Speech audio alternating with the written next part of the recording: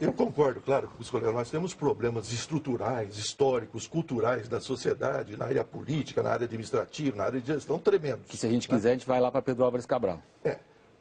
O perigo é nós condicionarmos a possibilidade de fazer alguma coisa melhor do que vem sendo feita a toda essa mudança cultural. Isso seria muito demorado. Senhores, nós não esse é o podemos ponto. condicionar isso. João e Jorge, esse é o ponto. Lembra muito o debate da segurança pública. Hein? Eu acho que mesmo governos que não tenham esse dom, essa sensibilidade do respeito humano, né? Quer dizer, eles podem ser constrangidos por uma realidade, por uma cobrança, né? A fazerem coisas boas e decentes. Eu duvido hoje, depois de todo esse trauma que vem ocorrendo, que os governos envolvidos, né, tanto municipais, estaduais e as áreas federais envolvidas, não se movam a dar um passo melhor adiante, no sentido da gestão da coisa urbana, né? Isso implica, claro, ter instrumentos técnicos para essa gestão. Que você disse que na maior parte dos municípios não estão ao alcance. Não estão. Né? Por exemplo, tem um instrumento técnico essencial para você poder, para qualquer administrador poder cuidar da gestão da sua expansão urbana. Especialmente em cidades localizadas em áreas geológicas problemáticas, já naturalmente problemáticas, que é a Carta Geotécnica. A Carta Geotécnica é um mapa... Explica para um público que não é especialista o que é uma Carta Geotécnica. Então, é um mapa do município que vai identificar as áreas que não podem ser ocupadas de forma alguma, dada a sua estabilidade natural. Isso não estava feito em Niterói? A maior parte das encostas que estão escorregando eram lugares para não serem ocupados. Mas existia esse estudo geotécnico? Em Niterói e no Rio de Janeiro também existe. É claro que são estudos que demandam atualizações permanentes, mas não é só ter, né? Quer dizer, a administração pública precisa fazer essas cartas, esses mapas, né, terem força legal, serem cumpridos. O Rio de Janeiro talvez seja a cidade, seja o município que mais produziu estudos, porque tem um histórico de convivência com deslizamentos e soterramentos muito antiga. É uma das cidades que mais afligidas por esse tipo de problema, né? Foi a primeira cidade a criar uma organização municipal para cuidar desse problema, estadual, a GeoRio, né? Quer dizer, estão técnicos de renome internacional que ali estão. O passo seguinte que está sendo difícil é a aplicação, é fazer com que esses instrumentos técnicos tenham força de lei. Então, Jorge, portanto, a questão é política. Queria comentar isso. Estamos todos de acordo. Deixa eu só terminar, Jorge, só uma coisa. Então, quer dizer, você com esses instrumentos técnicos de gestão, né, você aliaria a essa condição. Porque tem esse lado. Hoje, uma família de baixa renda, para ela ter sua casa própria, e ela precisa ter sua casa própria. O aluguel é catastrófico numa renda familiar. Ela precisa ter sua casinha própria. Ela joga com alternativas: periculosidade, insalubridade, distância, irregularidade fundiária, tudo que abaixa o preço de um lote de terreno para ela construir sua casa. Então, se você não tiver programas habitacionais, e aí entra essa questão que os colegas levantaram, né?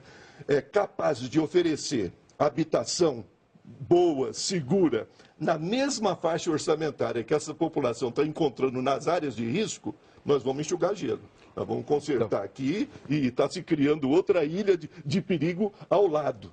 Né? Então é a união, quer dizer, é um aporte técnico e um aporte de políticas públicas habitacionais. Queria comentar isso. Sem dúvida, estamos todos de acordo que a Carta Geotécnica é básica, acho que ninguém em sua consciência duvidaria disso, e que não se devem ocupar as encostas de risco, que implicam risco para a ocupação humana. Isso é ponto que todo mundo está de acordo. Mas, quando você falou a casa própria, você toca num ponto que a mim me preocupa muito. Neste governo foi anunciado um programa de 1 milhão de habitações e para o período seguinte 2 milhões.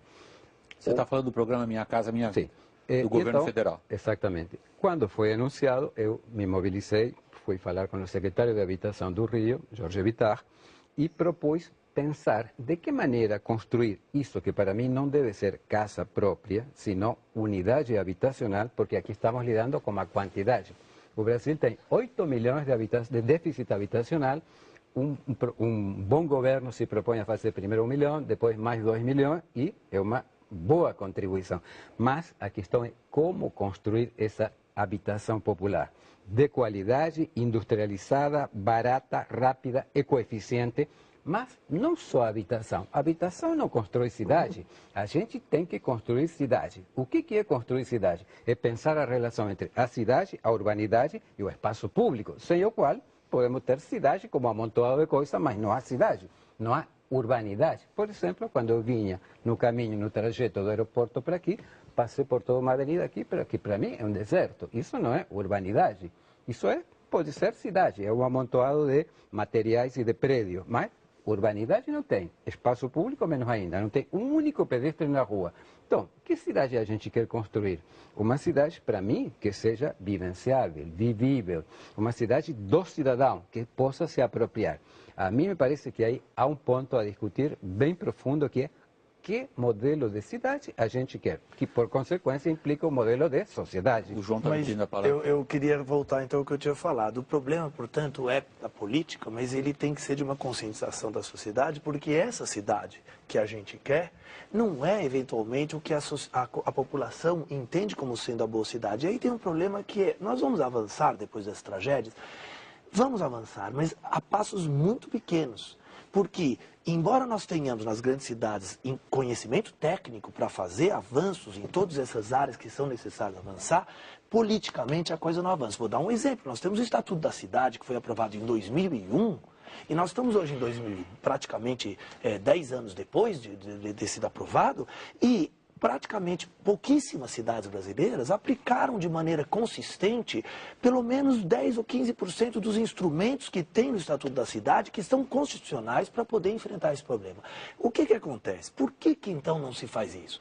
Porque para um político, fazer uma obra numa periferia muito longe, que ninguém sabe o que está acontecendo para segurar um aterro, isso não rende voto.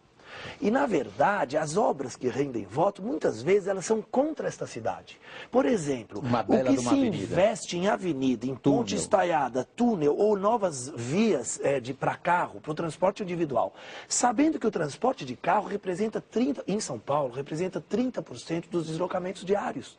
70% são a pé ou de ônibus. E os deslocamentos de ônibus vêm diminuindo porque a pessoa não tem nem dinheiro para pegar o ônibus e vai a pé mesmo. Nessa circunstância, o que é a política principal de transporte da cidade? Carro, carro, carro, carro. Vamos pegar alguns desses pontos no próximo bloco. Estou terminando aqui o primeiro segmento do programa. A gente volta logo mais com essas perguntas que você começou a levantar, Jorge. Que cidades são essas que a gente quer ter e que políticas são essas que a gente vai fazer e se esses instrumentos estão ao alcance. Fiquem conosco, o intervalo dura só um instantinho. Até já.